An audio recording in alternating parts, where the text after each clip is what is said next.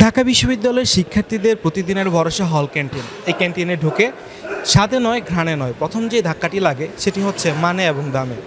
প্লেটে ভাত মাছ ডাল মিললেও তৃপ্তির বদলে থেকে যায় আক্ষেপ।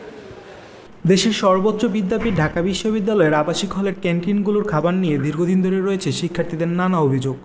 আর হলে অনেক সময় দেখা যায় কি ওই বাসি খাবারগুলো আবার ওরা ভেজে আবার করে দেয়, ওটা খাওয়ার সময় বোঝা যায়। স্বাস্থ্যকর কতটুকু এটা তো আসলে পুরোপুরি স্বাস্থ্যকর বলাই যায় না। অনেক সময় আমরা দেখি যে খাবারে, আমি নিজে একদিন খাবার খেতে গিয়ে পচা মাছ পুরোই পাইছি। বর্তমান বাজার দরের তুলনায় সুলভ মূল্যে পাওয়া যাচ্ছে ক্যান্টিনে খাবার, সেই সাথে রয়েছে আনলিমিটেড ভাত এবং ডালের ব্যবস্থা। তবু অনেক শিক্ষার্থীরা খাবারের জন্য কেন ভরসা রাখতে পারছেন না ক্যান্টিনের প্রতি?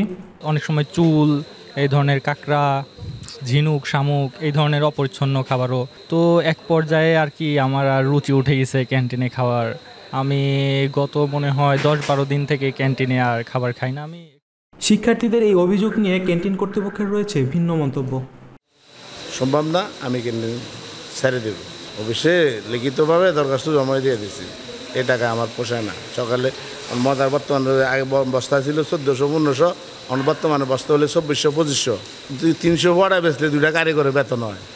300 টাকা কারিগরের বেতনে দেওয়া লাগে 4-500 বড়া লাগে। তো 100 বড়া বেচলে 5 টাকা করে 500। এরপর ডাল ভাজি 5 টাকা, 5 টাকা ডাল ভাজি কী পাওয়া যায়? ভালোটা কীভাবে হইব? ভালো তো কোনো মালিক কেউ লস দিয়ে ভালো ব্যবসা করবো না, আর কোনো মালিক লস দিয়ে খাওয়াইব না। এই টাকার মধ্যে হয় না। ডাকসু নির্বাচনের পর ক্যান্টিনগুলোতে বেড়েছে শিক্ষার্থী প্রতিনিধিদের তদারকি, ভুল পেলে করছেন জরিমানা। এমত অবস্থায় ক্যান্টিন কর্তৃপক্ষ বলছেন খাবারের মান বাড়াতে গিয়ে হিমশিম খাচ্ছেন তারা। ভালো ফোন এরা বলছে ভালো খাওয়াবে, এরা বলে পরিস্থিতি দিছে। দাদা আমরা আগে পেঁয়াজ লাগতো 10 কেজি, এখন এদেরকে মশলা বাদ দিই, এখন পেঁয়াজ লাগবে 20 কেজি 30 কেজি। খরচটা তো ওইটাই, খরচ বাড়তেছে, দ্রব্যমালের দামও বাড়তেছে। এখন গণমাধ্যমের উপস্থিতি লক্ষ্য করে রান্নাঘরে পরিচ্ছন্নতা নিয়ে সতর্ক হয়ে যান ক্যান্টিন কর্তৃপক্ষ। রান্না থেকে পরিবেশন সবকিছুতে রয়েছে বাড়তি আয়োজন। ঘুরে দেখান রান্নাঘর। এখানে যে খাবারগুলো পরিবেশন করতেছেন এটি কি মানে দীর্ঘ সময় কি খোলা অবস্থায় থাকে? না না না, এখন রাখছি, এখন খাবার দিবে তো, এখন খোলা রাখছি। গরম তো, গরম বাপটা সরে গেলে ঠান্ডা হলে পরে ঢাকনা রাখি আর কি। গরম যদি না খেয়ে। তাদের এত আয়োজনের পরও অপরিচ্ছন্নভাবে রাখা সদ্য রান্না করা ভাত থেকে এড়িয়ে যায়নি আমাদের চোখ। রান্নাঘর ঘুরে এসে জানতে চাইলাম যে ডাল নিয়ে রয়েছে শত অভিযোগ, তার বর্তমান অবস্থা কি। সেটা একটা সময় ছিল, আসলেই ছিল এরকম।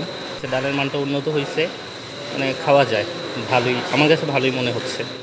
শিক্ষার্থীদের আশা খাবারের মান পরিবর্তন হলে পরিবর্তন আসবে তাদের জীবন ব্যবস্থায়, বাড়বে জ্ঞান চর্চা। ক্ষুধা মেটাতে এই হল ক্যান্টিনগুলোর উপর প্রতিদিন নির্ভর করেন হাজারো শিক্ষার্থী। তাই ক্যান্টিনগুলোর মান উন্নয়ন করা এখন সময়ের দাবি। মহিউদ্দিন আহমেদ, তানভীর, ঢাকা ওয়াচ, ঢাকা।